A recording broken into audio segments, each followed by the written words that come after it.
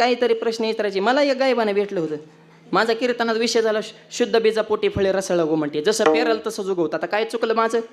ते कीर्तन संपल्या मला भेटला, महाराज तुमचं लईच चुकलं. मी म्हणलं शब्द गेला का काय आपला बोलता बोलता एखादा? नाही ना, तुमचं लईच चुकलं. अरे म्हणलं झालं काय? मला पेराल तसं उगवतच नाही. मला कसं काय? मला शेंगदाणा पेरल्यावर त्याला टरफलं कुठून येतं?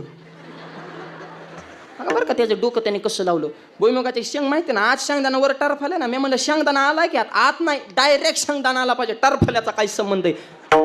उत्तर द्या मला, हलूनच द्याय ना ती. आता आम्ही रोज 2 गाव फिरतो म्हणजे आम्ही काय येडे आहेत का काय? आम्हाला माहिती ना कुणाला कसं कटवायचं. मी मला उत्तर देतो फुकट नाही. मग चहा प्यायला घरी न्या. आणि चहा प्यायला घरी नेलं. मी त्याला आधीच सांगितलं मला फक्त चहा ना. ते मला आणतो.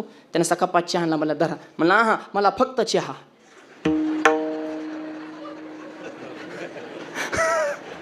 ते मला चहाचा बिस्किट नाही, मला बिस्किटाचा जाळ कर, कप बी नको, नुसता चहा. मला कपाशिवाय चहा कसा येईन म्हणून, टरफल्याशिवाय शेंगदाणा कसा येईन?